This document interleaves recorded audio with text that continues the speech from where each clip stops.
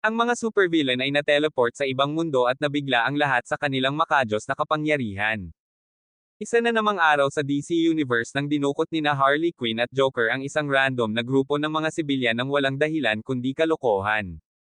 Habang iniinis ni Harley ang mga tao sa pag-uusap tungkol sa kanyang mga pangarap na makapunta sa ibang mundo, nagnakaw si Joker ng pera at sinabi sa kanya na dapat silang umalis ngayon.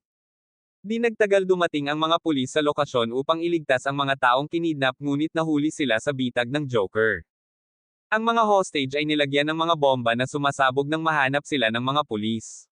Isang malaking pagsabog ang bumulaga sa mga mamamayan na nagdulot ng gulat sa kalsada.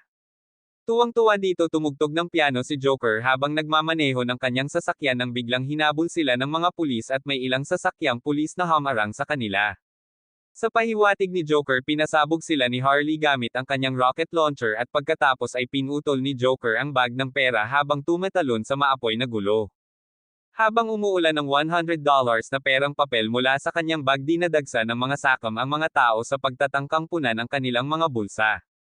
Si Joker ay patuloy na tumutugtog ng kanyang piano sa kabuuan at hindi nagtagal na abutan siya ng mga sasakyan ng pulis. Mabilis siyang lumiko at sumunod ang mga pulis, ngunit pinalo ni Harley ang ilang bomba patungo sa kanila na naging sanhi ng pagsabog ng buong fleet. Nagsimulang magmonolog ang Joker tungkol sa pagbabago ng mundo, ngunit pagkatapos ay biglang hinailan ni Harley ang emergency brake na nagsasabing dapat silang uminom bago nila gawin iyon. Pumasok siya sa bar at naglabas ng isang bangkos ng pera, ngunit habang tinitingnan niya ang isang naghihinala. Nilapitan niya ang bartender at sinabi sa kanya na alam niya ang kanilang sikreto at agad niyang sinubukang bumunot ng baril. Binasag ni Harley ang kanyang ulo gamit ang isang bote at pagkatapos ay sinigawan ng Joker na huwag pumasok. Inaatake siya ng ibang mga lalaki sa bar, ngunit madaling dinasarmahan ni Harley ang isa sa kanila habang binaril siya ng iba. Sa labas ng bar, sinimulan ding barilin ng lalaking walang tirahan ang Joker na pinara lang ang kanyang sasakyan sa kanya. Gumawa siya ng isang butas sa dingding na nagbibigay ng pagkakataon kay Harley na makalabas, ngunit bago niya maabot ang kotse, si Joker ay sinilaban ng ilang mga truck ng militar at kailangang umatras. Hinabol siya ng mga truck ng malayo sa lokasyon at sa oras na lumabas si Harley sa bar pagkatapos harapin ang lahat ng mga tao, nawalan siya ng contact sa kanya. Habang tumatakbo siya sa bubong ng isang gusali, may biglang bumato sa kanya ng kutsilyo. Ang batang babae ay tumalon pababa at inilabas ang kanyang espada at inilabas siya ni Harley bilang tugon. Nagsimula silang magpalitan ng suntok at masaya si Harley na makipag-away sa batang babae, ngunit naputol ang kanyang kasiyahan nang madisarmahan siya ng babaeng samurai. Kinakabahan ngayon si Harley at sinubukan niyang umatras habang ginulo ang dalaga sa kanyang mga salita. Nakahanap siya ng bukas at sinubukang tumakas, ngunit walang humpay sa paghabol ang babaeng samurai. Bumagsak si Harley sa lupa at ibinato sa kanya ang isang walang laman na balde, ngunit madaling napigilan iyon ng dalaga. Patuloy na binabato ni Harley ang mga bagay sa kanya habang umaakyat siya at nakahawak sa isang bakal na tubo. Ang ikalawang round ng kanyang pakikipaglaban sa Samurai Girl ay magsisimula, ngunit si Harley ay hindi tugma sa kanyang mga kasanayan at sa lalong madaling panahon ay dinala sa kanyang mga tuhod. Inihagis niya ang tubo sa batang babae upang pigilan ang kanyang huling suntok at pagkatapos ay talagang lumapit sa kanya upang hindi niya magamit ng maayos ang kanyang espada. Gayunpaman, ang taktika na ito ay hindi gumagana ng matagal at ang Samurai Girl ay itinulak siya pabalik bago tuluyang na-corner si Harley at pagkatapos ay pinatumba siya ng isang tama sa kanyang bituka. Inaresto si Harley at inilagay sa isang kulungan na may mataas na seguridad. Sa ibang bahagi ng lungsod, ang organisasyong tinatawag na Argus na pinamumunuan ni Amanda Waller ay nagsasagawa ng eksperimento na maaaring magpabago sa mundo magpakailanman. Gamit ang isang pinigilan na tao bilang pinagmumula ng enerhiya, sinimulan nilang paginahin ang kanilang pag-setup ng kagamitan. Nagtagumpay sila sa paglikha ng isang portal ng mga uri, ngunit ito ay lubos na hindi matatag at ang head scientist ay nagsabi kay Amanda na ang power output ay mas mababa kaysa sa inaasahan nila, kaya ang portal ay hindi magtatagal. Sinasabi lang sa kanila ni Amanda na dagdagan ang output ng kuryente kahit na kailangan nilang maglagay ng karagdagang diin sa taong kumikilos bilang pinagmulan.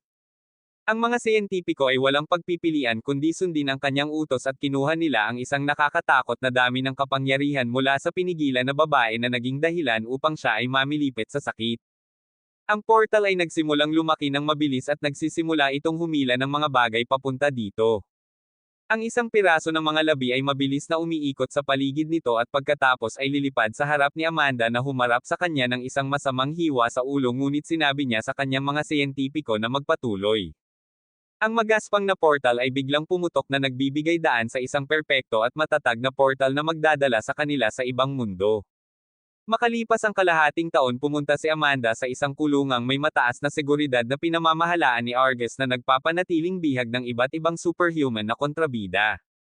Sinusubukan ng direktor ng bilangguan na kumbansihin siya na huwag palayain ang ilan sa mga pinakamasamang superhuman sa mundo dahil sigurado silang lilikha ng malaking kaguluhan saan man sila magpunta. Gayunpaman, sinabihan siya ni Amanda na tumahimik dahil kailangan niya ng mga baliw na tulad nila upang baguhin ang mundo.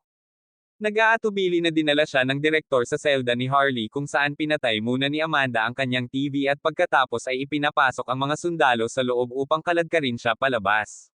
Sinabi sa kanya ni Amanda na kailangan niyang gumawa ng trabaho para sa kanya, ngunit sumagot si Harley na hindi siya ang kanyang ina.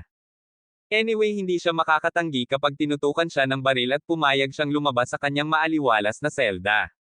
Sa paglabas, bigla siyang hinawakan ng direktor na humihiling sa kanya na magpasalamat sa kanya para sa pagiging komportable sa kanyang pananatili dito. Pinasalamatan siya ni Harley gamit ang magandang lumang ballbuster 3000 at pagkatapos ay sinunggaban siya ng mga sundalo habang pinatumba siya ni Amanda gamit ang isang taser. Kaagad pagkatapos nito, lumipat siya sa direktor at sinabihan itong dalhin siya sa susunod na selda dahil kailangan niya ng mas maraming tao para sa trabaho. Pagkalipas ng ilang oras, sa wakas ay nagising si Harley sa loob ng isang helicarrier at ang una niyang nakita ay ang supervillain marksman na si Deadshot na nakaupo sa tabi niya at nabigla siya doon. Maging si Deadshot ay nagsasabi na ayaw niyang maging ganoon kalapit sa isang psycho na babae, ngunit isa pang bilanggo na kasama nila ang hamarang sa kanya sinabing bastos ang pakikipag-usap sa isang babaeng tulad nito. Hindi kilala ni Harley o Deadshot ang taong ito at tinanong niya kung hindi sila nanunood ng mga pelikula dahil siya ay isang sikat na artista. Sa tabi ng aktor ay isang lalaking naka-straitjacket na may paper bag sa mukha. Tinanong siya ni Harley kung itinatago niya ang kanyang mukha dahil siya ay pangit at sinabi ng lalaki na ginagawa niya lamang ito dahil ang pagpapakita ng kanyang mukha ay magiging hadlang sa kanyang marangal na misyon na magdala ng kapayapaan. Hindi talaga iniisip ni Deadshot na ang iba pa sa kanila ay may kakayahan sa isang marangal na misyon. At sa sandaling iyon may pumasok na ahente. Sinabi niya sa lahat na tama si Maskhead at pupunta sila sa isang napakaranggal na misyon. Ipinakita niya sa kanila ang isang screen kung saan sinabi ni Amanda sa kanila ang mga detalye ng kanilang gawain. Kailangan nilang magtatag ng base ng pananaliksik at bantayan ito habang ang kanilang mga siyentipiko ay nagsasaliksik at kumukuha ng mga mapagkukunan mula sa isang partikular na rehiyon. Sinabi niya sa kanila na ang 5 bilanggo ay nasa ilalim ng utos ng kanyang ahente at kung hindi nila susundin ang bawat salita na kanyang sasabihin, papasabugan niya ang bombang itinanim niya sa kanilang mga leeg. Ang lahat ay nahihiya nang marinig ito at pagkatapos ay sinabi ni Amanda sa kanila na kung susubukan nilang tumakas ng malayo sa saklaw ng kanyang senadoryas, ang mga bomba ay nakaprogram na sumabog sa loob ng 72 oras kaya't wala silang pagpipilian kundi ang maging masunurin niyang mga aso. Galit ang lahat tungkol doon at nanumpa pa si Deadshot na papatayin siya kapag nakabalik siya, ngunit alam ni Amanda na wala silang paraan para gumanti sa kanya. Ang mensahe ay pinutol nito at pagkatapos ay sinimula ng ahente ang pag-uncuff kay Harley na sinasabi na ang lahat ng kanilang mga gamit ay nasa likod ng barko. Biglang tinanong ng aktor kung nasaan ang ika-5 preso na binanggit ni Amanda at bago pa maituro ng ahente kung ano ang nangyayari, biglang kumalansang ang barko. Ang ahente ay pumunta sa sabungan upang tingnan kung ano ang nangyayari at nalaman na ang piloto at ang co-pilot ay patay na. Sinusubukan niyang kontrolin ang barko at kahit papaano ay nagawa niyang mapunta ito sa isang piraso, ngunit namatay sa proseso. Sa malapit, isang grupo ng mga kabalyero ang nakikipaglaban sa mga higanteng halimaw. Sa loob ng eroplano, nakita ni Harley na malaya na siya sa kanyang upuan at lumabas siya upang malaman na patay na ang ahente. Gumagamit siya ng kutsilyo upang putulin ang kanyang mga tanikala at pagkatapos ay tumingin sa labas upang makahanap ng isang nakakabighaning tanawin. Hindi niya nakikita na walang lupa sa harapan niya at muntik nang mahulog habang sinusubukan niyang maglakad sa unahan, ngunit sa kabutihang palad iniligtas siya ni Deadshot. Sa loob, nakalaya na rin ang natitirang 2 tao. Lumabas sila mula sa kabilang panig at nakakita ng isang higanteng dragon na lumilipad sa ibabaw nila. Nagulat ang lahat ngunit pagkatapos ay nakita nila ang mga higanteng lumulutang na isla at ang mga kabalyero na nakikipaglaban sa malalaking halimaw sa kanilang harapan na nag-iwan sa kanila ng ganap na hindi makapagsalita. Nagtataka sila kung anong pelikula ang kinukunan dito nang biglang pinalibutan sila ng kumpol ng mga halimaw na baboy. Sabi ng aktor nagkamali lang daw sila pumunta dito at nakiusap na makita ang direktor o ang producer ngunit bigla siyang inatake ng isa sa mga baboy at ang dugo mula sa kanyang sibat ay tumama sa mukha ni Harley. Ipinahiwatig ng Deadshot na hindi ito isang shooting ng pelikula at nang marinig ang mga salitang iyon natigilan si Harley na sinasabing nangangahulugan ito na malaya silang gawin ang anumang gusto nila. Sa sandaling iyon ang pinto ng eroplano ay binuksan ng ikalimang bilanggo si King Shark na may kapangyarihan ng isang peteng at ang ik ng isa rin. Sumugod si King Shark tinutulak ang mga halimaw ng baboy at pagkatapos ay nakisaya rin si Harley pinalo sila ng sibat at gumagalaw ang kanyang magarbong martial arts. Ang lalaking nakamaskara na talagang vigilante na tinatawag na Peacemaker ay sumama rin sa laban hinawakan ang palakol na ibinabato sa kanya ng mga baboy at pagkatapos ay ginamit ito laban sa kanila. Matapos mawala ang palakol pinalo niya sila gamit ang kanyang hubad na mga kamao na nagsasabi na magdadala siya ng kapayapaan sa lahat ng mga gastos. Ang hindi sikat na aktor na siyang supervillain na tinatawag na Clayface ay gumagamit ng kanyang kapangyarihan upang manipulahin ang lupa upang pigilan ang mga halimaw na humahabol sa kanya. Pansamantala natagpuan ni Deadshot ang kanyang mga baril at ammo sa loob ng eroplano at ginagamit niya ang mga ito upang pabagsakin ang mga halimaw ng baboy na may tig-iisang bala. Nalaman niya na ang paraan upang mabilis na malutas ang sitwasyong ito ay ang talunin ang amo at itinuro ng Peacemaker ang malaki at pangit na baboy sa di kalayuan na sinasabing tiyak na siya ang kontrabida. Tinutukan siya ni Deadshot ngunit hinaranggan siya ng isa pang halimaw. Kaya't ginagamit niya ang mga talim ng barko bilang isang jumping ramp at binaril ang boss monster sa ulo na ikinamatay niya. Tumakas ang mga baboy dala iyon ngunit biglang dumating doon ang mga kabalyero ng tao. Tila nag-iingat sila sa mga nanghihimasok at binunot ng komandante ang kanyang espada ngunit pinaputok ito ni Deadshot mula sa kanyang mga kamay. Sinubukan niyang sabihin sa kanya na hindi sila magkaaway ngunit gumagamit lamang ng mahika ang commander para tawagin ang espada pabalik sa kanyang kamay. Nang makita ito sa wakas ay napagtanto ni Clayface na nasa ibang mundo sila at nilapitan niya ang mga kabalyero na sinasabi sa kanila na sila ang mga bayani na tinawag mula sa ibang mundo upang protektahan ang isang ito. Nang marinig ito nanunuya si Deadshot nagtanong kung ito ay isang marangal na misyon para sa kapayapaan. Ang Peacemaker ay nagalit dito dahil walang nangungutya sa kanyang mga misyon at kapayapaan at nagsimula siyang makipag-away sa Deadshot. Patuloy silang nag-aaway kahit na nakakulong na sila. Samantala sa kaharian ng Reyna ay pumunta sa kanyang lumilipad na kastilyo sa pamamagitan ng pagdaan sa mga nayon kung saan ang publiko ay mahirap at nagugutom. Kapag nakarating na siya sa kanyang courtroom ipinakita sa kanya ng mga kabalyero at sa iba pang courtier ang recording ng kanilang pakikipaglaban sa mga halimaw ng baboy. Ang mga ministro ay masaya sa kanilang tagumpay at sila ay tumawag para sa isang pagdiriwang at ang commander ng mga kabalyero ay nagtanong kung paano nila maiisip ang tungkol sa pagdiriwang kapag ang kanilang mga tao ay nagugutom. Hindi natutuwa ang ministro sa pagsasalita niya ngunit pagkatapos ay sinabi ng Reyna na tumahimik ang lahat. Wala siyang pakialam sa mga maliliit na labanan at sinabi niya sa komandante ng kabalyero na lumikha ng isang mas mahusay na diskarte para sa susunod na labanan. Sa talang iyon tinanong siya ng komandante kung ano ang gagawin tungkol sa mga tao mula sa kabilang mundo. Sinasabi niya na talagang makakatulong sila sa kanila sa labanan ngunit ayaw ng mapagmataas na Reyna ang tulong nila. Sinabi niya sa komandante ng kabalyero na huwag pansinin ang mga ito tinanong kung ang bayani na minsang nagligtas sa kanilang kaharian ay nahulog ng napakababa kaya kailangan niya ng tulong mula sa mga dayuhan upang gawin ang kanyang tungkulin. Ang Reyna ay tumanggi na makinig sa kahit na ang mga salita ng kanyang anak na si Fiona na humihiling sa kanya na magtiwala sa mga tao mula sa kabilang mundo. Naiinis si Fiona sa mga sinabi ng kanyang ina ngunit hindi gaanong sama ng loob niya tungkol sa kalunos-lunos na kalagayan ng kanyang mga tao. Nang makitang nakikipaglaban ang mga bata para sa isang piraso ng inaamag na tinapay tumanggi siyang kainin ang marangyang pagkain na ibinigay sa kanya. Biglang dumating ang Knight Commander sa kanyang silid ayon sa kanyang utos at humingi sa kanya ng pabor si Fiona. Gusto niyang makita si Harley at ang kanyang grupo dahil naniniwala rin siya na may potensyal silang tulungan sila. Kaya naman hiniling niya na dalhin siya doon ng commander para makipag-ayos siya sa kanila. Samantala sa bilangguan nananaginip si Harley tungkol sa pagdating ng Joker upang iligtas siya mula sa bilangguan ngunit nang imulat niya ang kanyang mga mata na pagtanto niya na siya ay natigil sa mabahong kulungan na ito sa ibang mundo. Dismayado din ang Deadshot dito ngunit medyo kalmado si Clayface. Iniisip niya na kahit na tinutulungan nila ang mga tao na manalo sa digmaan sila ay tinatrato bilang mga bilanggo sa halip na mga bayani. Nangangahulugan lamang ito na hindi sila tinatanggap sa mga bahaging ito na isang karaniwang tema ng yelo sa kalangitan.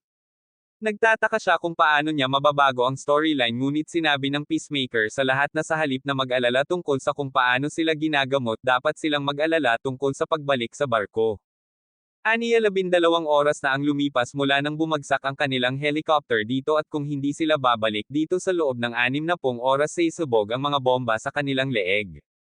Nataranta ang lahat ng marinig ito at iniisip nila kung ano ang magagawa nila para makatakas. Biglang nakakuha ng ideya si Clayface at naglakad papunta sa mga bar. Sinabi sa kanya ng Deadshot na walang silbi na subukang sirain ang mga ito dahil kahit ang King Shark ay hindi magawa ito. Gayunpaman ang Clayface ay nagiging putik at madaling dumula sa mga bar. Sinasabi niya sa lahat na siya ang pangunahing tauhan ng kwento at sila ay mga extra kaya hindi niya talaga alintana ang mga ito na magsakripisyo para mas lumakas siya. Nakakairita ang lahat kaya sumigaw si Harley na may prison break at agad na dumating doon ang mga gwardya. Sinubukan ng Peacemaker na pigilan si Clayface at pagkatapos ay nilagyan ng mga gwardya ang mga magic na posos sa kanyang mga braso na agad na tinatakan ang kanyang kapangyarihan. Sa sandaling iyon binuksan ng mga gwardya ang pinto sa selda at sinabi sa lahat na lumabas dahil oras na para sa almusal. Ang almusal ay literal na tubig sa imburnal at bulok na mga gulay at higit pa rito hindi mapigilan ni Clayface ang pagmumura kay Harley at sa iba pa sa paghadlang sa kanyang pagtakas. Sa sandaling iyon may ilang mga dambuhala na pumunta doon at sinabihan silang magwala dahil ito ang kanilang upuan.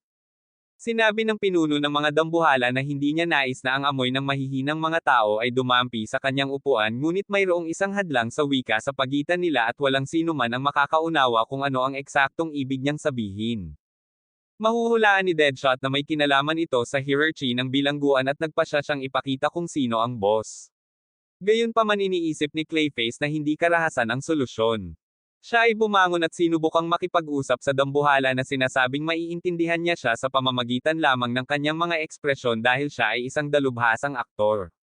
Sinusubukan niyang lagyan ng mantikilya ang dambuhala na kangiti sa kanya at kinukulit ang mga gwardya.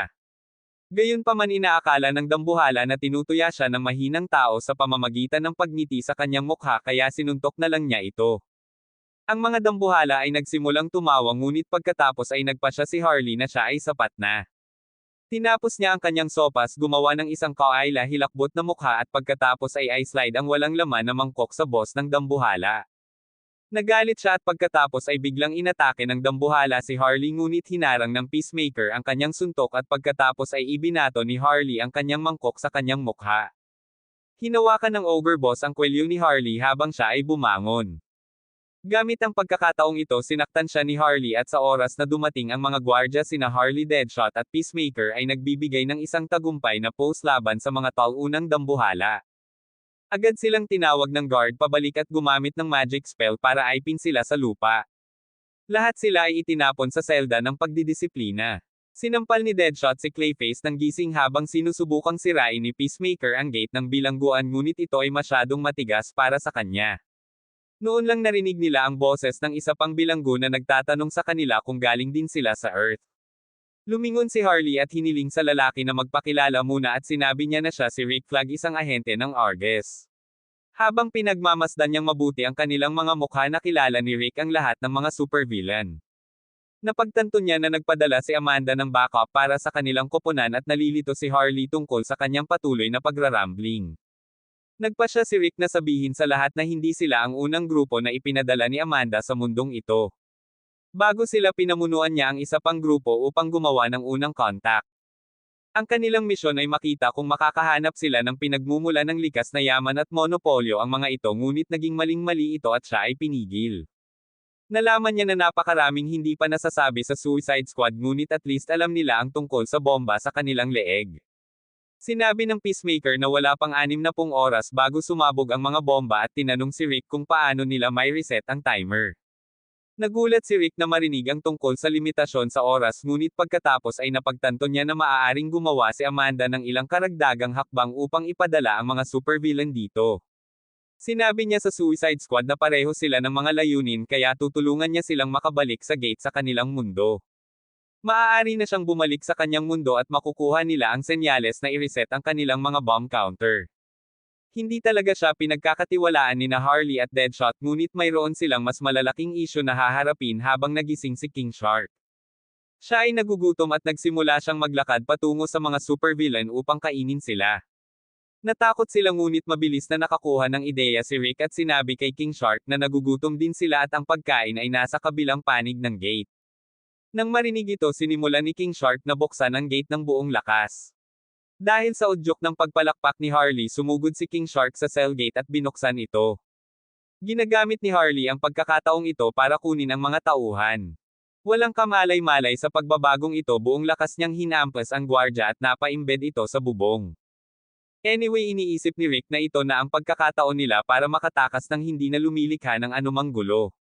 Kumuha si Clayface ng susi mula sa natumba na gwardya para i-unlock ang kanyang cuffs. Sinimulan niya ang pagrally sa mga bilanggo sa isang dramatikong pananalita ngunit ang Peacemaker ay tumalon sa kanya at hinihimok ang lahat na lumabas at gumawa ng kalituhan. Gayunpaman ang higit na nag-udyok sa mga bilanggo ay ang makitang nilalamon ni King Shark ang guard hole at ang mga gwardya ay dumating doon sa sandaling iyon.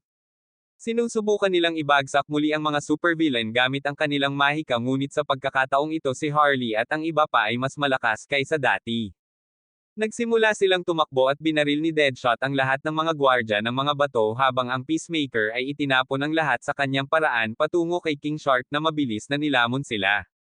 Patuloy silang nagdudulot ng pagkawasak habang binubugbog nila ang mga gwardya sa lalong madaling panahon pinalaya nila ang lahat at kinuha ang buong bilangguan. Di nagtagal ang Knight Commander ay nakarating sa bilangguan sa kahilingan ni Fiona at siya ay nahihiya nang makita na ang bilangguan ay bumagsak at ang mga kriminal ang nagpapatakbo nito ngayon. Napansin din ito ni Harley at sinabi niya sa lahat na may kasama sila. Ang Knight Commander si Cecil ay dumating sa tarangkahan ng bilangguan nang ang isang babala mula sa Deadshot ay humadlang sa kanya na makapasok sa loob. Ang Suicide Squad ay lumabas upang batiin siya at nakilala ni Clayface na ito ang parehong kabalyero na inaresto sila kanina.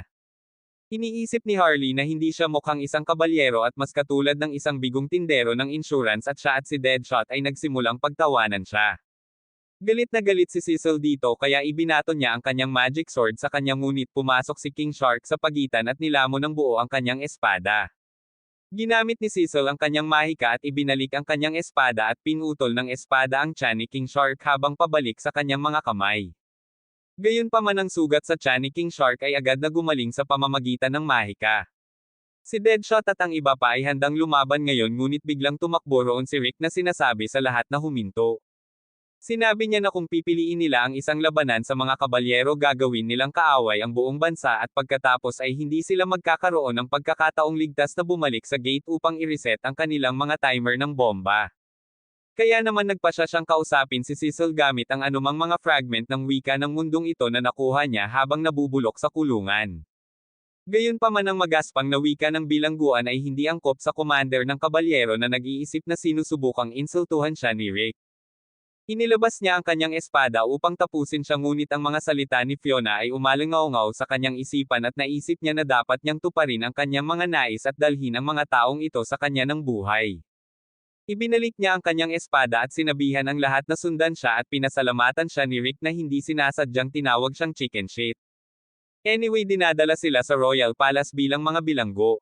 Sapat na ang tanawin ng engranding palasyo upang mabigla sila ngunit hindi talaga nasisiyahan ang mga ministro na makita ang isang grupo ng mga kriminal doon. Hindi nagtagal dumating doon ang reyna at ang prinsesa at lahat ay yumuko sa kanya. Ang prinsesa ay tila kakaibang interesado kay Harley ngunit sinisikap na huwag tumingin sa kanyang mga mata. Nagdedebate sina Harley at Deadshot kung totoong reyna ba siya o asawa lang ng hari. Na-curious ang reyna sa mga sinasabi nila kaya ginamit niya ang kanyang magic para magkaintindihan sila. Namangha ang lahat dito at sinabihan sila ng reyna na ihinto ang pag-aaksaya ng kanyang oras at mabilis na sabihin sa kanya kung ano ang gusto nilang sabihin. Magalang na nilapitan ni Rick ang Reyna at sinabing gusto niyang mag-alok sa kanya na magiging kapaki-pakinabang sa kanya at bilang kapalit ang gusto lang nila ay ang karapatang makakilos ng malaya. Ang mga ministro ay nagpapaalala sa kanya na siya ay isang bilanggo pa rin at sa gayon ay wala siyang karapatang gumawa ng gayunpaman. Sinabi ni Rick na mayroon siyang mahalagang impormasyon para sa Reyna na makakatulong sa kanila na manalo sa digmaan. Sinabi niya na ang dahilan kung bakit ang kaharian ay natatalo sa digmaan laban sa imperyo ay dahil pinalitan ng imperyo ang lahat ng pinakamataas na opisyal nito at dahil dito ay naging mas mahusay ang kanilang hukbo. Sinabi ng Reyna na alam na niya ito ngunit pagkatapos ay sinabi ni Rick na ang mga opisyal sa hukbo ay mga tao mula sa kanilang mundo. Hiniling sa kanya ng Reyna at ng kanyang mga ministro na magpaliwanag ngunit bago pa masabi ni Rick ang anuman nakialam si Harley. Napagtanto niya na ang mga tao sa panig ng imperyo ay bahagi ng pangkat na pinamunuan ni Rick dito. Idinagdag din nina Deadshot at Clayface na sinasabing nabigo si Rick na panatilihin silang kontrolado at pumunta sila sa panig ng imperyo. Galit ngayon ang Reyna at ipinahayag niya na ang mga kaguluhang kinakaharap nila ay dahil sa kawalan ng kakayahan ni Rick. Ang kanyang mga sundalo ay gumuhit ng kanilang mga espada sa kanila ngunit pagkatapos ay sinabi ng Peacemaker sa Reyna na handa silang tabyusan ang kanilang mga pagkakamali sa pamamagitan ng pakikipaglaban sa anumang larangan ng digmaan na gusto niya at nagdadala ng kapayapaan. Sinumpa siya ni Deadshot at hiniling sa kanya na kumonsulta man lang sa iba sa kanila ngunit kinuha na siya ng Reyna para sa kanyang salita. Ginagamit niya ang kanyang mahika para itali si Rick at inutusan ang kanyang mga sundalo na kunin siya. Pagkatapos ay sinabi niya sa Suicide Squad na kapag nabigo silang gawin ang ipinangako ng Peacemaker mawawala ng ulo si Rick. Sinubukan ni Cecil na kumbansihin ang Reyna na hindi nararapat na hayaan ang mga tagalabas na lumaban sa kanilang digmaan ngunit sinabihan siya ng Reyna na tumahimik dahil siya ang nagmungkahi ng ideyang ito kahapon. Si Rick ay kinaladkad palayo sa korte ngunit siya ay patuloy na sumisigaw sa Suicide Squad na ibigay ang lahat dahil kung siya ay mamatay hindi sila makakarating sa gate at masisiraan din ng ulo. Hindi pa talaga nag-iisip si Harley sa ngayon at sa tingin niya ay kailangan muna nilang kumuha ng pagkain at pagkatapos ay kakailanganin nila ang kanilang mga armas at gamit pabalik. Inaaliw ng Reyna ang kanilang mga kahilingan at binibigyan sila ng kanilang mga kasuotan at armas pati na rin ang ilang pagkain. Sa pamamagitan nito handa na silang gumulong at malapit ng madala sa isang larangan ng digmaan kung saan sinusubukan ng mga sundalo ng kaharian na sakupin ang isang kuta sa ilalim ng kontrol ng imperyo. Iminumungkahi ni Clayface at Peacemaker na tulungan sila ngunit sinabi ni Deadshot na hindi dapat dahil sinabihan sila ni Cecil na lumayo sa kanilang laban. Sinabi niya na dapat lang nilang hayaan silang mamatay ngunit naniniwala si Clayface na kung ililigtas nila sila maaari silang makita sa isang mas mahusay na liwanag.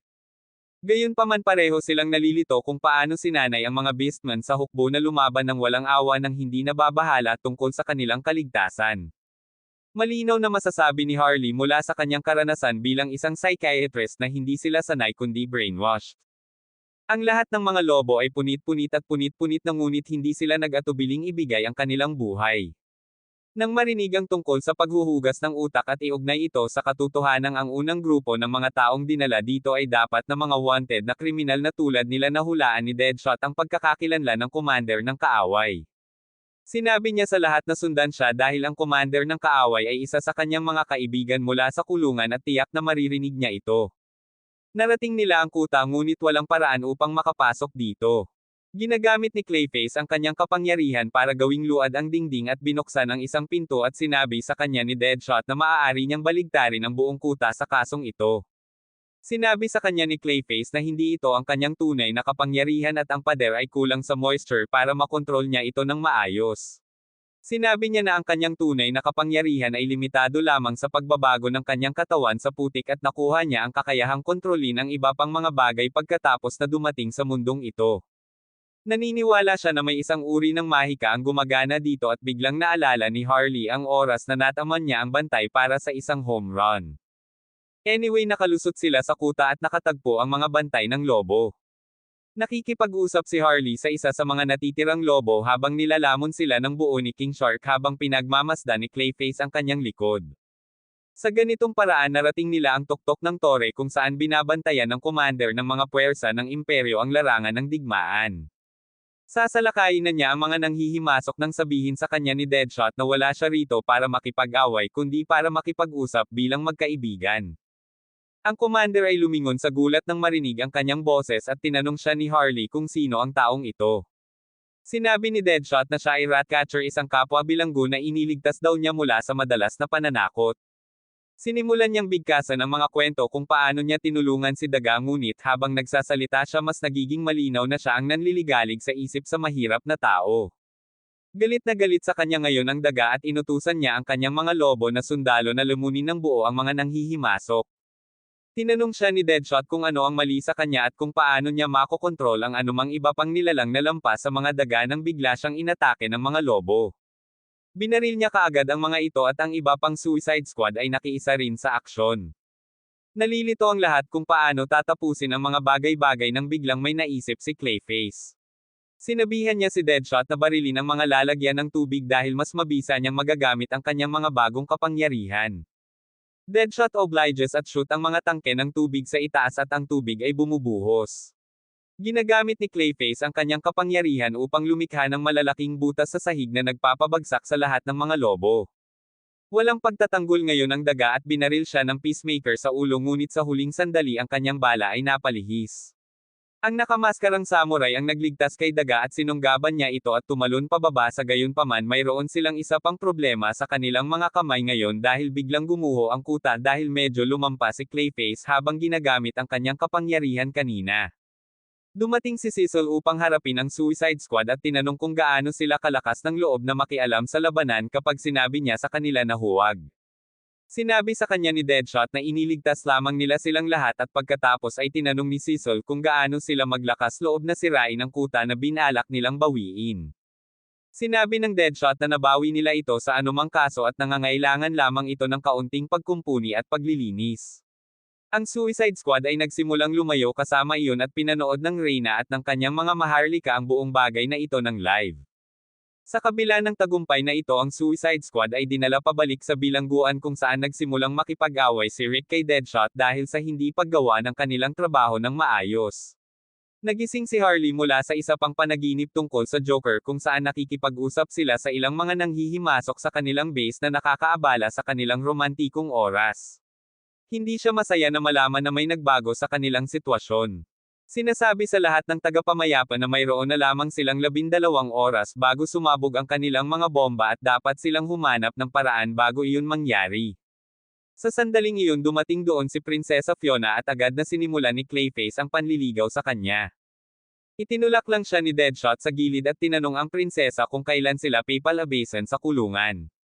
Humihingi siya ng paumanhin dahil hindi niya alam at sinusubukang kumbansihin ang mga ito na tretuhin sila ng mabuti dahil sa kanilang kontribusyon sa pinakabagong tagumpay. Gayunpaman siya mismo ay hindi kumbinsido sa kanyang mga salita. Sinulyapan niya si Harley na nahuli siya at nagtanong kung ano ang gusto niya. Umiiwas ang prinsesa at tinanong siya ni Harley kung interesado ba siya sa kanya dahil mukhang pinagmamasdan siya ng husto mula pa kahapon. Hiniling niya kay Fiona na sabihin ang kanyang nasa isip, ngunit nanatili siyang tahimik, inis siya. Isinusumpa siya ni Harley na sinasabing labis siyang natatakot sa maaaring isipin ng mga tao at masyadong mahiyain na sabihin ang kanyang isip na nagpapaalala sa kanya ng kanyang sarili bago niya nakilala si Joker. Pagkatapos pumunta doon si Cecil at sinabi sa lahat na pinatawag sila ng Reyna. Biglang nawala si Fiona sa mga alaala ng kanyang nakaraan. Noong siya ay pumuslit noon sa lungsod upang makipagkita sa kanyang mga karaniwang kaibigan, umakyat sila sa bubong ng isang mataas na gusali upang makita ang magandang lawa at ang bayan, at ang karaniwang kaibigan ni Fiona ay nagreklamo na ang lahat ay nagiging masyadong mahal dahil sa mga digmaan at mga tao. Hindi nagtagal pumunta si Cecil doon para ibalik siya at nang makauwi na si Fiona pinagalitan siya ng nanay niya. Sinabi niya sa kanya na nahihiya siya sa kanyang anak na babae dahil sa pag-uugali nito at pakikisalamuha sa mga magsasaka. Hindi nagtagal lumabas si Fiona sa palasyo noong isang araw ng tag-ulan at nalaman niyang namatay ang kanyang kaibigan dahil sa resulta ng digmaan. Bigla siyang pinabalik sa katinoan ni Cecil na nagsabi sa kanya na oras na para dumalo siya sa konseho ng digmaan. Sa silid ng konseho nakita nila ang isang hukbo ng mga nakataong hayop na papalapit sa kanilang hangganan at ang mga ministro ay nabigla nang makita ito. Naniniwala si Cecil na wala silang sapat na tropa upang harapin sila at sa bilis na ito malapit nang makarating sa kabisera ang hukbo ng mga Beastman. Ang lahat ay nagpapanik sa pagdinig nito ngunit ginulo ni Harley ang mood sa pamamagitan ng pagtatanong sa kanila kung bakit sila ay nasa cuffs pa rin kung ang kanilang kalayaan ay bahagi ng deal. Sinimulan siyang isumpa ng mga ministro ngunit pinatahimik sila ng Reyna bago sabihin kay Harley na marami siyang lakas ng loob na magsalita ng ganoon pagkatapos sirain ang mismong kuta na ipinadala ng kanyang koponan upang bawiin. Pagkatapos ay tinawag niya si Rick at hiniling sa kanya na magbigay ng kaalaman sa mga commander ng kaaway at sa kanilang mga kakayahan. Gayunpaman humiling muna siyang malaman kung paano nagsimula ang digmaan upang magkaroon ng mas mahusay na pag-unawa sa mga bagay. Si Cecil ay nagsimulang magbigay sa kanya ng isang presentasyon tungkol sa kung paano ang kaharian at ang imperyo ay naging magkadigma sa loob ng mga dekada ngunit ang mga bagay ay biglang naging pabor sa imperyo ilang buwan na ang nakalipas nang ang mga beastmen at ang mga duwende ay nagtaksil sa kaharian. Sinabi ni Deadshot na hindi nakakagulat na ipinagkanulo nila ang kaharian dahil hindi talaga nila alam kung paano tretuhin ng maayos ang mga tao. Pagkatapos ng kaunting pagtatalo sinabi ni Rick sa Reyna ang tungkol kay Ratcatcher na nasa likod ng hukbo ng mga Beastman. Ipinaliwanag niya na sa kanilang mundo may kakayahan ang daga na makipag-usap at kontrolin ang mga daga at sa mundong ito ang kanyang kapangyarihan ay umaabot din sa mga Beastman. Naniniwala sa kanya ang Reyna at alam kung paano haharapin ang daga na ito at walang sagot si Rick. Nagtaas ito ng mga hinala sa isipan ni Deadshot at tinanong niya si Rick kung bakit hindi lang nila pinasabog ang mga bomba sa leeg ni Daga nang siya ay naging rogue. Sinabi ni Rick na sa hindi malamang dahilan nagkalat ang mga bomba sa leeg ng nakaraang squad kaya naman isinama ni Amanda ang mga countdown timer sa kanilang mga bomba. Gayunpaman dahil hindi makapagbigay si Rick ng anumang impormasyon tungkol sa kung paano pipigilan ang Daga nagpasya ang Reyna na ibalik siya sa bilangguan nang biglang nagsalita si Harley. Naaalala niya na sa panaginip kaninang umaga sinabi sa kanya ni Joker ang pinakamahusay na paraan upang manghuli ng mga daga at masaya niyang ibinahagi ito sa lahat. Agad na nakuha ni Deadshot ang kanyang pinag-uusapan at nakabuo ng isang plano ngunit nangangailangan iyon ng pagharang sa landas ni Daga at dalhin siya sa mga frontline. Sinabi ni Rick na hindi nila magagawa iyon sa kanilang sarili at hiniling sa Reyna na ipahiram sa kanila ang ilan sa kanyang mga tropa upang magtagumpay sa kanilang mga plano.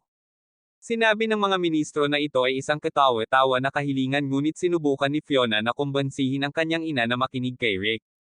Gayunpaman pinasara rin siya ng mga ministro na nagtatanong kung mananagot siya kapag nawala ang kanilang mga tropa. Natahimik si Fiona at para piyansahan siya nagpasya si Cecil na makialam.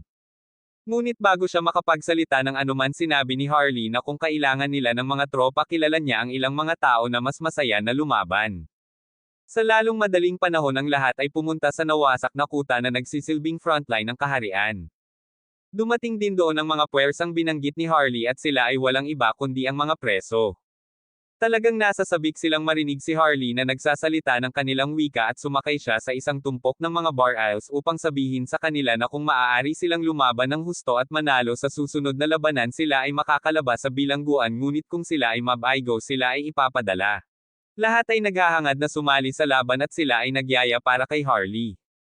Hindi sineseryoso ni Harley ang anumang bagay ngunit sinusubukan ng ibang mga lalaki na makabuo ng isang diskarte. Interesado si Clayface kay Fiona at hiniling niya kay Cecil na sabihin sa kanya ang higit pa tungkol sa kanya.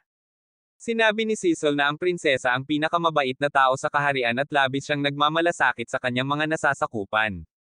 Nanunuya na lang si Harley na sinasabing mukha lang siyang talo sa sarili na nag-uudyok sa galit ng commander. Sa sandaling iyon naaamoy ng King Shark ang mga kaaway at inalertuhan niya si Rick tungkol dito. Ang mga sundalo at ang mga bilanggo ay nasa kanilang mga posisyon ngunit si Harley at ang iba ay tumanggi na lumabas upang lumaban dahil hindi nila ito trabaho. Maaari lamang silang isumpa ni Cecil habang pinamumunuan niya ang kanyang mga sundalo at sinabihan silang huwag matakot. Samantala dumating sa harap ng mga sundalo ang tropa ng mga beastmen sa pangunguna ni Rad. Medyo nagulat siya nang makita ang mga harang at ang mga dambuhala doon na mukhang medyo agresibo. Gayunpaman tumawa lang siya na nagsasabi na ito ay halos hindi sapat upang talunin siya. Tinapik niya ang kanyang mga tauhan sa lupa at lumikha ng isang malaking magic field na nagpapagulong-gulong sa mga beastmen na nasa ilalim ng kanyang kontrol. Sinabi niya sa kanila na sumugod sa unahan at paghiwa-hiwalayan ang lahat ng bigla siyang makarinig ng putok ng baril at nawala ang bukid. Panik ng daga nagtataka kung ano ang nangyari ngunit pagkatapos ay napagtanto niya na ito ay dapat na deadshot na hindi nakuha ang isang shot. Iniisip niya na ito ang gininto ang pagkakataon ni Deadshot na patayin siya ngunit ngayon ay nabigo siya at ibinigay pa ang kanyang lokasyon. Inutusan niya ang kanyang mga tropa ng Beastman na sumulong at atakihin siya ngunit hindi sila natinag. Sinusubukan niyang itulak ang mga ito habang sinusumpa sila ngunit wala rin itong silbi at sa wakas ay napansin niya na tumama ang Deadshot sa kanyang marka na siyang hiya sa kanyang mga tauhan. Ito talaga ang tunay na plano ng Suicide Squad na naisip na kinokontrol ni Rat ang mga Beastmen sa pamamagitan ng kanyang mga tauhan. Inilagay nila ang mga hadlang para lamang maakit si Daga sa mga linya sa harapan upang mapalakas niya ang mga Beastmen. Ngayong naiintindihan na ni Rat ang kanilang plano siya ay nagpanik ngunit ang mas nakakabahala na balita ay ang mga Beastmen ay wala na sa ilalim ng kanyang kontrol at sa halip sila ay galit sa kanya. Pinalibutan nila siya mula sa lahat ng panig at kahit na siya ay nagmamakaawa sa kanila na iligtas siya nilalamon nila siya. Samantala ang mga Beastmen na bumalik sa kanilang katinoan ay nagulat nang makita ang kanilang sarili sa larangan ng digmaan. Nagpadala sila ng mensahero kay Cecil at Surrender at ang Suicide Squad ay lumabas sa larangan ng digmaan. Sinabi nila sa Knight Commander na natapos na nila ang kanilang misyon kaya hindi na nila kailangan pang manatili dito. Nagulat ang lahat na napakadali nilang nanalo at tumalikod si Fiona para sabihin sa kanyang ina na nagbunga ang pagtitiwala sa Otherworlders ngunit naninigas ang Reyna. Ang Suicide Squad ay tumatakbo hanggang sa lokasyon ng tarangkahan ngunit sa kanilang pagkadismaya ang tarangkahan ay nasa itaas ng lawa at wala silang paraan upang maabot ito. Nawala ng pasensya si Deadshot at hiniling kay King Shark na hayaan siyang umakyat sa kanyang likod ngunit tumanggi siya. Biglang nagsimulang kumikinang ang mga bombang nakatanim sa kanilang leeg na nagpapadala sa lahat sa mas malalim na estado ng takot. Kalmadong tinanong siya ni Clayface kung ano ang dapat nilang gawin ngayon at sinabi ni Rick na maaari lamang nilang ipagdasal na ang signal para i-reset ang timer ay umabot hanggang dito mula sa gate. Sinimulan ni Deadshot na hilahin ang kanyang buhok sa pagkabigo ngunit sinabihan siya ng Peacemaker na huminahon dahil darating ang sandali ng katotohanan. Idineklara niya na ilang segundo na lang ang natitira hanggang sa umabot sa zero ang countdown at kung ang kanilang mga ulo ay nakadikit pa rin sa kanilang mga katawan pagkatapos nito ito ay nangangahulugan na ang signal ay umaabot dito. Ang bawat isa ay nagiging tensyonado habang ang Peacemaker ay umabot sa zero ngunit pagkatapos ay ang mga bomba sa kanilang mga leeg ay kumikinang na berde at walang nangyari.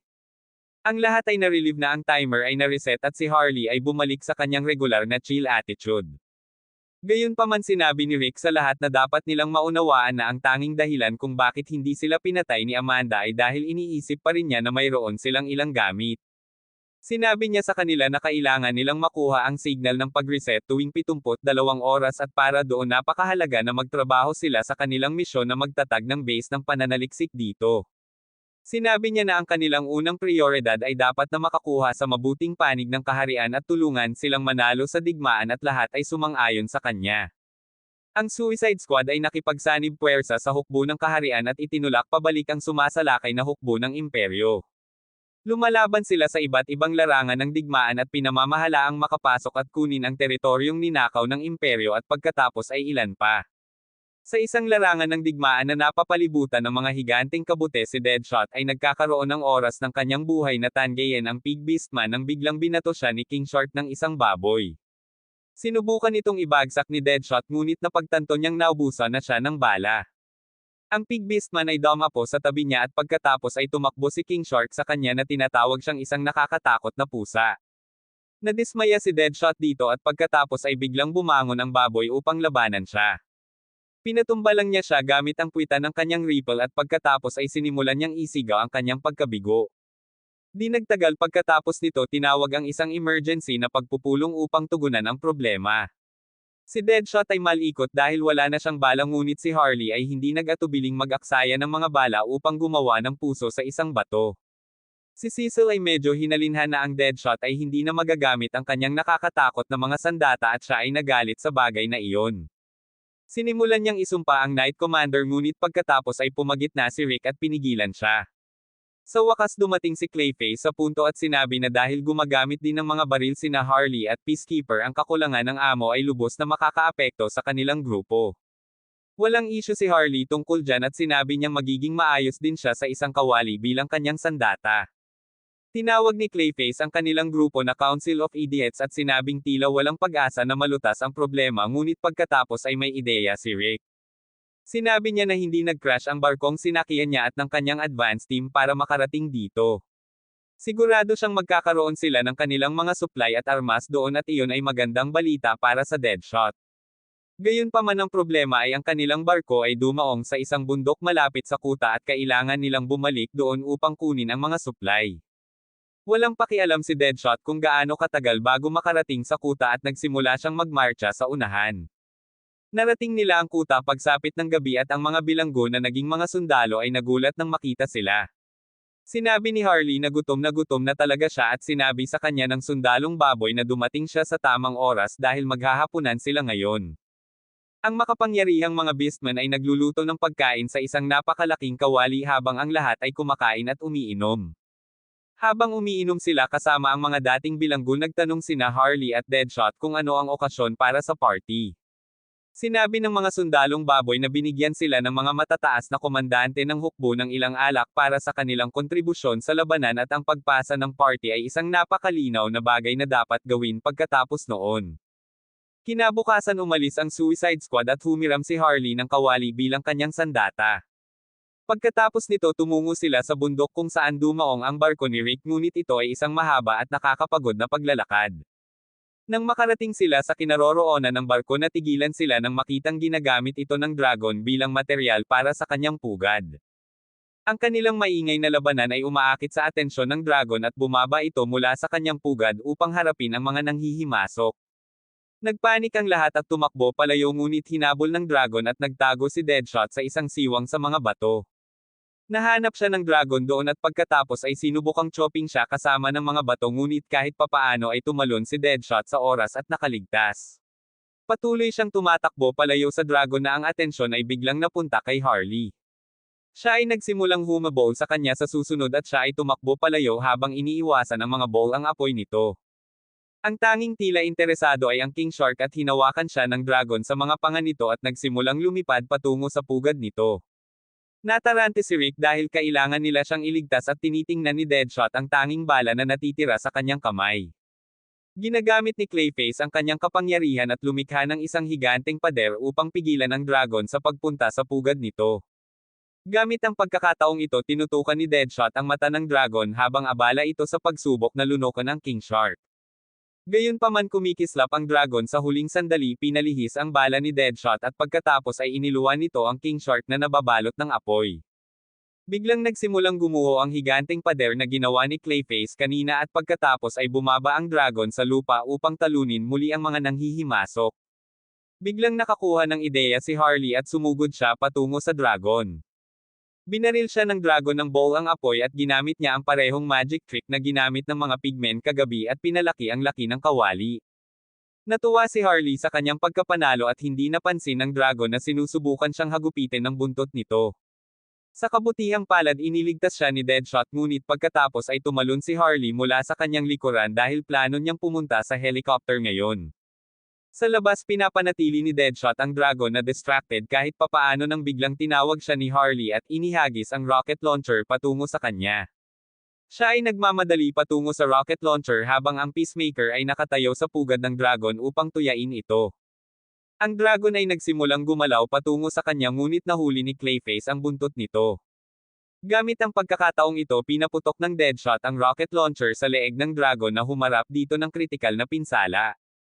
Pagkatapos nito pumunta sila sa helicopter kung saan sinimulan ni Deadshot ang pag-iimbak ng ammo habang ipinahayag ng Peacemaker na ginamit niya ang itlog ng Dragon upang tuyain ito ng mas maaga. Plano niyang gumawa ng omelette kasama nito ngayon at hiningi kay Harley ang kawali ngunit talagang galit ito sa kanyang kalupitan. Inagaw niya ang itlog sa kamay nito at sinimulan itong yakapin nang biglang napisa ang itlog at lumabas ang isang batang Dragon. Kinuha ng batang Dragon si Harley para sa kanyang ina at nagpasya siyang pangalanan itong Arthur. Samantala si Rick ay lumabas at nakipag-ugnayan kay Amanda na sinasabi sa kanya na siya ay buhay at nagtatrabaho kasama ang Suicide Squad.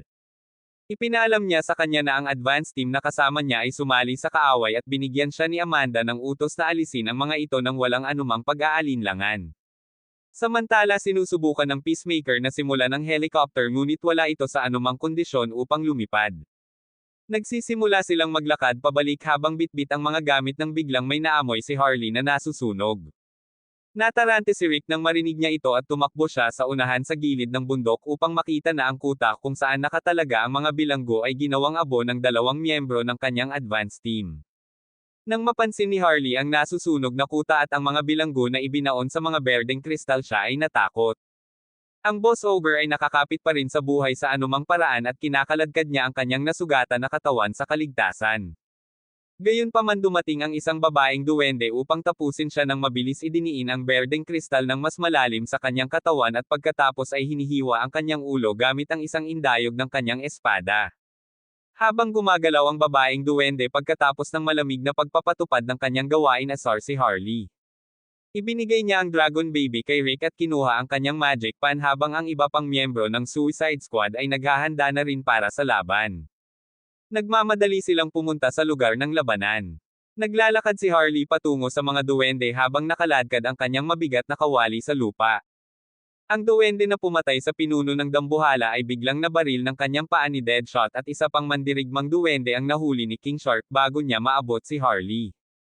Habang inilalabas ni Harley ang kanyang paniki upang tapusin ang duwende, sinubukan siyang salakayin ng Magician Elf sa di kalayuan, ngunit itinutok sa kanya ng Peacemaker ang kanyang baril at idineklara niyang walang sinuman ang gumugulo sa kapayapaan sa kanyang harapan. Gayunpaman lumingon sa kanya ang Elf Magician na walang anumang ekspresyon ang mukha. Biglang isang pag-atake ay nagmumula sa kabilang direksyon at ang Peacemaker ay gumagamit ng duwende bilang isang kalasag ng karne upang iligtas ang kanyang sarili mula sa pinsala. Habang sinusubukan niyang bumangon mula sa lupa, napansin niya ang supervillain na Enchantress na lumulutang sa kalangitan sa isang berdeng harang at pagkatapos ay sumama sa kanya ang isa pang supervillain, ang masamang henyo na nag-iisip. Binasag ng Enchantress ang kanyang harang at binaril ang berdeng mga kristal patungo sa Suicide Squad, ngunit wala sa kanila ang tumama sa kanilang marka. Sa sandaling iyon, isang hukbo ng mga duwende ang dumarating at si Tinker ay umupo sa itaas nila. Tinitingnan niya ang mga mukha ng kanyang mga kalaban at tinawag silang dimwits, at sa susunod na sandali ang hadlang sa paligid niya ay nagpalihis ng bala sa kanyang ulo ni Deadshot. Maaaring eye project ni Tinker ang kanyang sarili sa pamamagitan ng mga kristal sa lupa at sinabi niya sa Deadshot na ang mga taong pipi na tulad niya ay hindi kailanman makakarating sa isang henyo. Ang Deadshot ay patuloy na nakakagambala sa baliw na siyentipiko habang si Harley ay sumali rin sa pag-uusap na nagtatanong kung narito siya upang maghiganti para sa Ratcatcher. Habang nagmonolog si Tinker na wala siyang pakialam sa mga mababang buhay tulad ng daga, ang Peacemaker ay nag-onpin ng 2 granada at si Deadshot ang nagpuntirya sa Enchantress. Sinabihan ng Enchantress ang lahat na bumalik sa kaharian dahil wala na silang maipaglalaban mula nang bumagsak ang kanilang kuta. Tinitingnan ni Harley ang kanyang mga patay na kasama at pagkatapos ay idineklara niya na matatalo niya ang mga kontrabida. Sa sandaling iyon, inihagis ng Peacemaker ang mga granada kay Tinker at ibinaril ito ni Deadshot sa himpapawid upang lumikha ng isang smokescreen. Gamit ito, sinubukan ni Harley na atakehin siya gamit ang kanyang paniki. Gayunpaman, ang matibay na hadlang na ginawa ng Enchantress ay nagpoprotekta kay Tinker na nagmamanipula sa mga duwende na nasa ilalim ng kanyang kontrol upang salakayin si Harley. Siya ay tinatangay ng hangin sa pamamagitan ng kanilang mahika ng hangin, ngunit sa sandaling iyon si Clayface na nakalusot ng hindi napansin ay lumitaw sa tabi ng mga duwende, ngunit madali nilang hinaranggan ang kanyang pag-atake dahil madaling mahulaan ni Tinker ang pattern ng pag-atake na ito.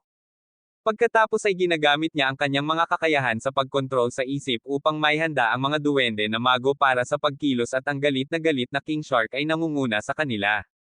Hinampis siya ng mga salamangkero ng isang napakalakas na magic spell, ngunit pinagtibay niya ang lahat ng ito at pagkatapos ay patuloy siyang naninangil. Sumulong ang Enchantress upang pigilan siya gamit ang kanyang harang, ngunit ang malalakas na ngipin ng King Shark ay nagsimulang tumusok sa hadlang at pumutok ito sa proseso. Nagulat si Enchantress kaya nagsimula siyang lumipad ng marahas gamit ang kanyang harang upang iwaksi ang King Shark. Kahit na umaakyat sila sa langit, patuloy na sinusubukan ni King Shark na basagin ang hadlang, ngunit pagkatapos ay itinulak siya ni Enchantress at nahulog siya sa isang lawa sa malapit. Laking gulat niya, may isa pang kaaway na bihasa sa pakikipaglaban sa ilalim ng tubig doon. Hahampasin na sana niya ito nang walang kabuluhan nang dumating doon ang halimaw na pusit at hinawakan ng Croc ang kamay niya para hindi siya makaiwas. Sa labas, nakikipaglaban si Harley sa mga mandirigmang duwende na nakapaligid sa kanya. Sa pagtatapos niya sa pakikitungo sa mga mandirigma, ang mga salamangkero ay naghahanda ng isang pag-atake. Halos hindi naiiwasan ni Harley ang mapanirang pag-atake ngunit pagkatapos ay sinimulan ng Deadshot na pabagsakin ang mga duwende gamit ang mga tumpak na headshot. Siya ay suportado ng Peacemaker at Clayface ngunit ang bilang ng mga duwende na sumusunod sa kanila ay tila hindi nababawasan. Isinusumpa ni Harley si Tinker, sinabi na ang malalaking ulo na tulad niya ay hindi kayang ipaglaban ang kanilang buhay. Nagpa siya si Tinker na ipakita sa kanila ang kanyang tunay na kakayahan at gamit ang mga kristal na malapit sa kanila ipinadala niya ang kanilang pinakamasamang takot sa kanilang isipan. Nakita ni Clayface na tinutuya siya ng kanyang audience at nakita ni Deadshot na may hawak na baril ang kanyang anak na babae habang nakikita naman ni Peacemaker ang isang mundo na nahulog sa pagkawasak dahil sa kanyang kawalan ng kakayahan. Hindi pa natatamaan si Harley kaya hindi niya maintindihan ang pinagdadaanan ng kanyang mga kaibigan. Dumating din ang Enchantress sa panig ni Tinker at sinabihan siyang panatilihing klase ang mga bagay at ihinto ang pagpapahirap sa mga kaaway. Kumuha lang ng baril si Tinker at binaril ang tatlong lalaki ng Suicide Squad at agad na inatake ng galit na si Harley si Enchantress. Isinusumpa niya siya, tinawag siyang aso ng imperyo ngunit sinabi ni Enchantress na ito ay pansamantalang alyansa lamang at wala siyang pakialam sa imperyo o Arges. Isinusumpa pa siya ni Harley, tinawag siyang isang bagong babae na walang karakter ngunit nagalit dito si Enchantress na sinabi kay Harley na hindi niya alam ang unang bagay tungkol sa kanya. Nagpakawala siya ng kapangyarihan, tinatangay si Harley at pinatumba siya. Nakita ni Harley ang isang panaginip kung saan siya ginigising ni Joker ngunit nang matauhan siya nahanap niya si Rick na sinusubukang banta si Tinker sa pagsasabing magpapasabog siya ng mga bomba sa kanilang leeg. Ang sabi ni Tinker ay "Bitch please" dahil alam niyang nambobola si Rick. Sinabi niya na kung mayroon siyang kapangyarihang iyon ginawa niya iyon ilang buwan na ang nakakaraan. Gayunpaman sinabi ni Rick na nasa ilalim siya ng utos na hulihin silang buhay. Sa sandaling iyon dumating din doon si Croc kasama ang isang taunang King Shark at nagpa siya si Tinker na umatras sa ngayon dahil nanalo sila sa round na ito at natapos ang kanilang misyon. Inilipad ng Enchantress ang kanyang mga kaalyado at sa sandaling wala na sila tinanong ni Rick si Harley kung ano ang nangyari dito. Gayunpaman naiiyak lang siya habang sinasabi niya na patay na sina Deadshot, Clayface at Peacemaker. Sa kanyang pagtataka nagising si Clayface at sinabing sa pamamagitan ng ilang himala ay buhay pa siya. Hinampis niya ang ulo ni Deadshot at natauhan din siya. Napag-alaman niyang tumigil ang bala sa kanyang katawan dahil may minamanipula ito. Di nagtagal pagkatapos nito ang Suicide Squad ay ibinalik sa bilangguan dahil sa pagkatalo sa labanan at si Cecil ay lumapit lamang upang suriin ang mga ito. Sa kabilang banda pinapanood ng Reyna at ng kanyang hukuman ang footage ng mga duwende sa ilalim ng utos ni Tinker at lahat ay nagkakagulo. Gayunpaman idineklara ng Reyna na ang tanging pagkawala na kanilang natamo sa pagkakataong ito ay ang kuta dahil ang grupo ng mga hamak na kriminal ay maaaring baliwalain lamang. Sinabi niya na ang pagkawala na ito ay isang kabiguan ng mga Otherworlders at nagbibigay ng utos na agad na bitayin sila. Sinubukan ni Prinsesa Fiona na magprotesta ngunit sinabi sa kanya ng Reyna na dapat silang patayin upang parusahan sila sa kanilang kabiguan. Si Fiona ay nasaroon ng loob at kalaunan ay nakipagkita siya kay Cecil upang sabihin sa kanya ang tungkol sa pagpatay. Sinabi niya na minsang sinabi sa kanya ng kanyang ina na tungkulin nilang wakasan ang digmaan ngunit ngayon gumawa siya ng desisyon batay sa kanyang damdamin na nagpapahina sa tungkuling ito. Naniniwala si Fiona na dapat silang magtiwala sa Suicide Squad at si Cecil ay may parehong opinyon kaya gumawa sila ng isang plano. Samantala plano ng Suicide Squad na lumabas sa kulungan at tumakas sa kaharian. Ngunit si King Shark ay masyadong nalulumbay upang gumawa ng anuman pagkatapos ng kanyang pagkatalo. Sinubukan ng batang dragon na si Arthur na sunugin ang mga bakal sa bintana ngunit wala rin itong magagawa. Maya-maya lang dumating doon si Cecil at pinagbuksan sila ng pinto. Sinabi niya sa kanila na plano ng Reyna na ipapatay sila kaya gusto niyang tumakas sila at labanan muli ang imperyo upang patunayan ang kanilang halaga. Si Deadshot ay ayaw nang gumawa ng anuman sa kanilang hanggal na kaharian ngunit hinawakan ni Cecil ang kanyang kwelyo at binigyan siya ng isang emosyonal na talumpati tungkol sa mga taong naghihintay sa kanila sa bahay. Tinutuya din ni Rick si Deadshot na nagtatanong kung naapektuhan siya ng husto ng Tinker kaya hindi na niya makuha ang kanyang baril ngayon. Kaya lang pumunta rin doon si Prinsesa Fiona at sinabihan ang lahat na magmadali dahil hindi na niya kayang lokohin ang mga bantay. Nagulat si Harley na makita ang mahiyain na prinsesa na kasangkot dito ngunit pagkatapos ay tinanggap ni Deadshot ang gawain upang labanan muli ang imperyo. Una pinuntahan niya ang nalulumbay na Haring Shark para bigyan siya ng pep talk sa pamamagitan ng pagbunot ng kanyang mga ngipin at pagpapakita na ito ay muling tatubo sa lalong madaling panahon kaya dapat din niyang palakasin ang kanyang loob. Lumipat din ang iba sa bilangguan at tinanong ni Harley si Fiona kung paano siya nagkaroon ng lakas ng loob na gawin ito. Naalala ng prinsesa ang kanyang pagkabata kung saan sinabi niya sa kanyang kaibigan kung paano may magandang rasyon ng pagkain ang militar. Kaya isang araw pumasok ang kaibigan niya sa base ng militar para magnakaw ng pagkain ngunit napagkamalan siyang especially iyan ng kaaway at napatay. Tumakbo si Fiona sa kanyang libingan kung saan natagpuan niya ang kanyang nakababatang kapatid na nagsabi sa kanya na magwala. Umiyak lang siya at humingi ng tawad sa kanya at pag-uwi niya sinampal din siya ng kanyang ina at sinabing namatay ang bata dahil sa pagkakamali niya.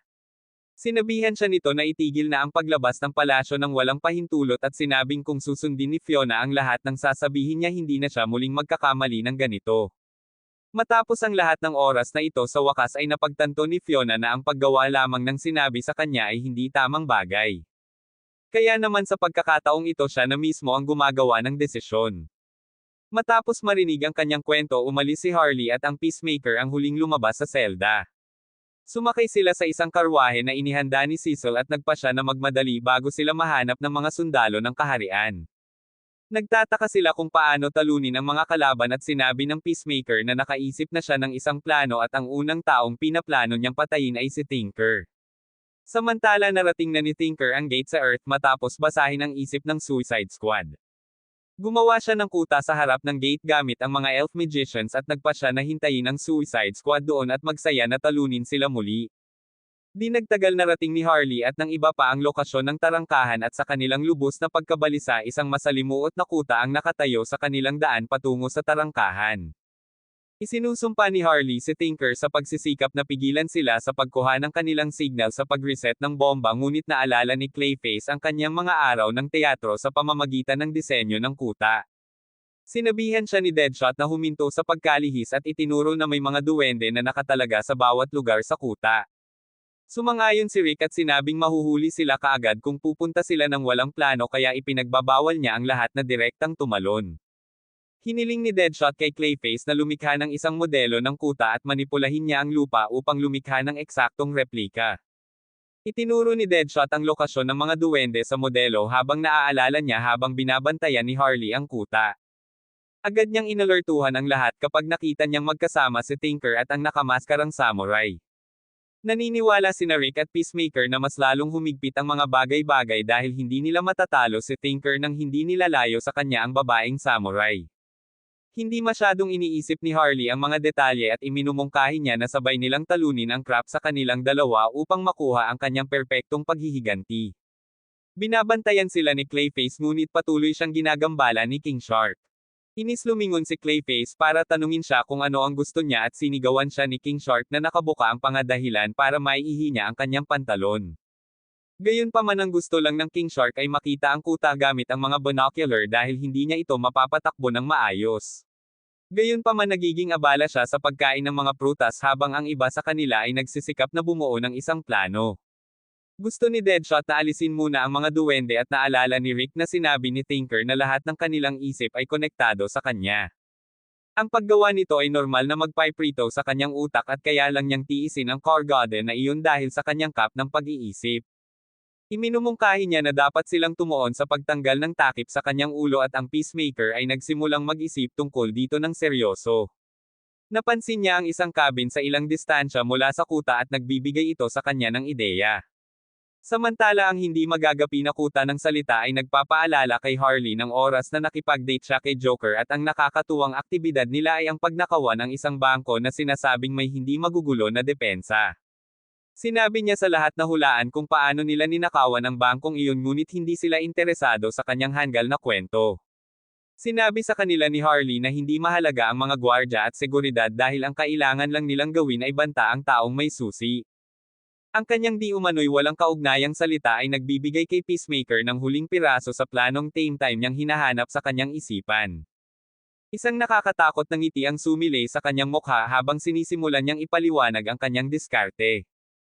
Ayon sa diskarte siya kasama sina Harley, King Shark at Clayface ay lumalapit sa kuta mula sa likod sa gabi. Si Clayface ay pinalamanan sa isang malaking bag na bitbit ni King Shark sa kanyang likod. Si Clayface ay sumisigaw at nagtantrum na hindi siya mapapahiya ng ganito kaya si Harley na lang ang nag-zip sa kanya. Pagkatapos ay lumundag si King Shark sa tubig kahit na sinabi sa kanya ni Clayface na ang tubig ay hindi mabuti para sa kanya dahil ang sobrang tubig ay sumisira sa pagkakapare-pareho ng putik. Hindi naiintindihan ni King Shark ang mga teknikal na detalye kaya sumisid na lang siya sa tubig na sumisigaw pa rin si Clayface. Nagpaalam si Harley sa kanya umaasang hindi siya tuluyang maanod bago siya at si Peacemaker ay sumugod sa kanilang lokasyon. Samantala pumwesto sina Rick at Deadshot sa harap ng kuta at naghihintay sila ng signal ng Peacemaker. Kapag natanggap na nila ang senyales kailangang atakihin ni Rick ang kuta ng mag-isa at akitin ang mga duwende sa cabin sa di kalayuan. Tulad ng para sa Deadshot sinabihan siya ng Peacemaker na manatili sa kanyang posisyon at magbantay sa kuta at kapag nakakita siya ng pagkakataon dapat siyang pumasok ng hindi napapansin. Gayunpaman mayroong isang maliit na problema hindi sila nagkasundo kung ano ang magiging signal. Si King Shark ay lumabas mula sa lawa sa sandaling iyon at dumighay ng malakas ang kanyang boses ay umaalingaw-ngaw sa buong paligid. Ipinahayag ng Deadshot na ito ang senyales at kahit na hindi sumasang-ayon si Rick sinipa niya siya at sinabihan siyang simulan ang kanyang trabaho. Si Rick ay bumagsak at inaakit ang mga duwende habang ang kanyang likod ay masakit pa rin dahil sa pagkahulog. Si Deadshot ay nag-e-enjoy ngayon kaya nakalimutan niya ang tungkol sa plano at bumaril ng isang rocket launcher sa isang estatwa sa kuta at ibinaba ito. Ang tunog ng pagsabog ay nag-aalerto sa lahat at si Clayface ay umakyat sa kuta upang makita ang estatwa na nasusunog. Lahat sila ay binabantayan ni Tinker at kumpiyansa siya na kahit anong uri ng diskarte ang kanilang ilapat hinding-hindi masisira ng Suicide Squad ang kanyang kuta. Gayunpaman hindi niya maaaring baliwalain kahit ang pinakamaliit na pagkakataon kaya ipinatawag niya ang Masked Samurai upang i-back up siya. Kasabay nito pumasok si Clayface sa loob ng kuta at lumipat siya sa Tinkers upang makapasok ng hindi napapansin. Sa daan tumakbo siya sa Masked Samurai at kinakabahan siyang binati. Tinanong niya kung kailangan niya ng anumang bagay mula sa kanya at kahit na labis na kinakabahan sa loob nagpatuloy siya sa kanyang pagkilos at sinabi na nais niyang pag-usapan ang tungkol sa mga salimuot ng utak ng tao sa kanya upang maliwanagan siya. Iyon ay bahagi pa rin ng plano ng Peacemaker at sinabi niya sa lahat na kapag gumagalaw na ang mga bagay kikidnapin nila ang isang duwende at dadalhin siya sa cabin upang tanungin siya. Ang lahat ay may pagdududa tungkol sa pagiging posible ng planong ito kaya sinabi sa kanila ng Peacemaker na magbalat kayo siya bilang isang duwende para agawin ang isa sa kanila sa pamamagitan ng paglapit sa kanila. Ang akala ng lahat ay biro kaya hinubad niya ang kanyang helmet at sando at nagsuot ng golden wig para magpanggap na isang duwende. Bagamat inamin ni Harley na mukha siyang masungit ng walang maskara hindi sumasang-ayon ang lahat sa kanilang plano dahil kahit ang pinakamabulag na duwende ay hindi mahuhulog sa kanyang panlilinlang. Kaya binago nila ang diskarte at kidnapin ni King Shark ang duwende. Dinala ang duwende sa cabin ayon sa plano at doon nalaman ng Peacemaker na ang hikaw ay ang telepathy device kung saan konektado ang kanilang mga isip. Iniisip niya na maaari silang magbahagi ng mga pandama sa isa't isa at iniisip kung sila ay nagbabahagi din ng sakit. Kumuha siya ng martilyo at pinisil ang kamay ng duwende at ang sakit ay agad na naramdaman ng lahat ng iba pang mga duwende na konektado sa network. Habang nawawala ng kontrol ang mga duwende nagpanik si Tinker at inutusan silang lahat na hanapin ang taong nahaharap sa problema. Tumakbo ang mga duwende sa cabin ngunit naroon sina Harley at King Shark para harapin sila. Sinimulan nilang hampasin ang mga duwende ng madali at nang makitang maayos na ang lahat nag-shoot si Deadshot ng isa pang estatwa na nagbibigay ng hudyat na tumungo sa susunod na yugto ng plano. Tumakbo si Harley patungo sa kuta sa pagtanggap ng signal iniwan ang King Shark upang ipagtanggol ang cabin ng mag-isa. Nagpanik si Tinker nang mawala ang kontrol sa sitwasyon mula sa kanyang pagkakahawak at sa sandaling iyon ibinagsak ni Harley ang kanyang pinto. Sa wakas ay naunawaan na niya ang plano ng Suicide Squad at sinabi na ito ay sobrang katangahan na hindi man lang niya naisip ang isang posibilidad na ganoon. Sinabi niya na medyo na-overestimated niya ang mga ito na nagbigay sa kanila ng isang kalamangan ngunit iyon lang ang makukuha nila. Agad siyang sinisingil ni Harley ngunit nababasa ni Tinker ang kanyang isip upang mahulaan ang lahat ng kanyang mga galaw at sa nakakagulat na liksi na iiwasan niya ang lahat ng ito. Muli siyang inatake ni Harley ngunit tinamaan siya nito sa ulo na naging sanhi ng pagkahilo niya.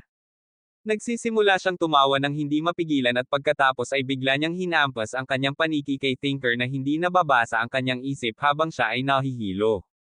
Tinamaan siya ng paniki nito sa mukha at tinawanan pa siya ni Harley.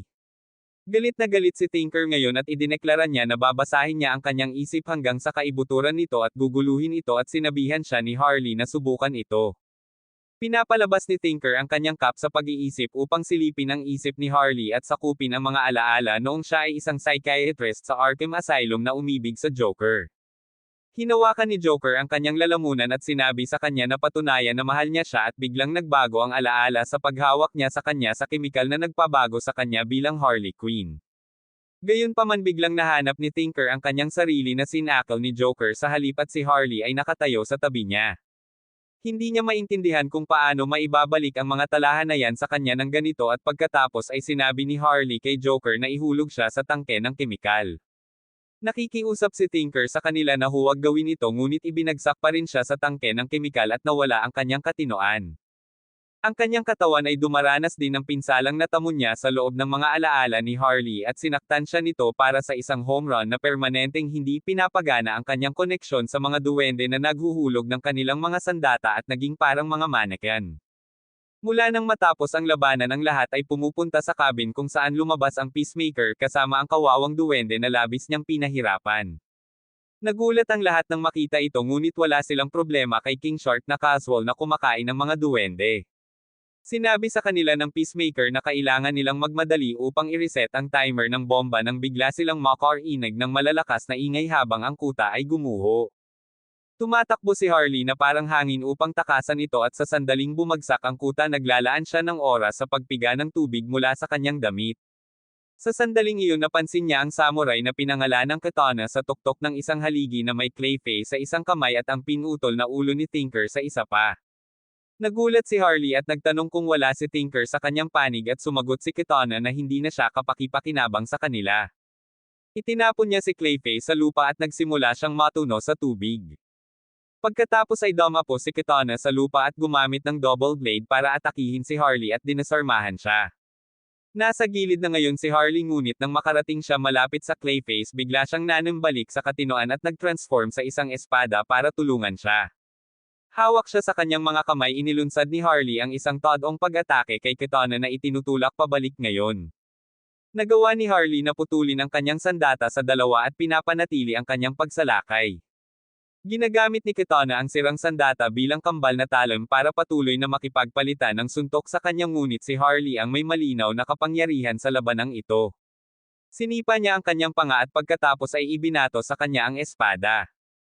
Pinalihis ito ni Kitana at pagkatapos ay dumaan si Harley sa kanya upang kunin itong muli at nagawang putulin ang kanyang maskara gamit iyon. Nawala ni Kitana ang kanyang maskara at inamin na may ilang kasanayan si Harley. Nagpasya siyang tapusin siya ng buong lakas ngunit sa sandaling iyon dumating si Deadshot at iba pa upang i-back up ang kanilang kaibigan. Binaril ng Deadshot si Kitana na nagsimulang tumakas at umiwas sa lahat ng bala nito bago ito sumisid sa dagat kung saan inakay siya palayo ni Killer Croc at ng kanyang halimaw na pusit. Gusto silang sundan ni King Shark ngunit hiniling ni Clayface na huminto siya dahil wala silang lakas para habulin sila kaya kailangan nilang maghintay ng panibagong araw para makapaghiganti. Sa lahat ng kaguluhang ito nakalimutan nila ang tungkol sa pag-reset ng timer ng bomba hanggang sa ipaalala sa kanila ng Peacemaker ang tungkol dito at pagkatapos ay nagpasya si Rick na dapat silang magpadala ng mensahe sa lahat tungkol sa kanilang tagumpay. Sinunog nila ang bandila ng imperyo ng direkta sa ibaba ng gate sa tulong ng Dragon Baby. Sa kabilang banda ang balita tungkol sa Suicide Squad na nagpupuna sa Elf Squad ng Empire ay nakarating sa Reyna. Natutuwa sina Cecil at Fiona at naisip na sa wakas ay mababago na ng Reyna ang kanyang opinyon tungkol sa kanila ngunit sa kanilang sindek ang mukha ng Reyna ay namimilipit sa galit habang inutusan niya ang kanyang mga tropa na mag-rally upang mapatay nila kaagad ang ibang mga worlder.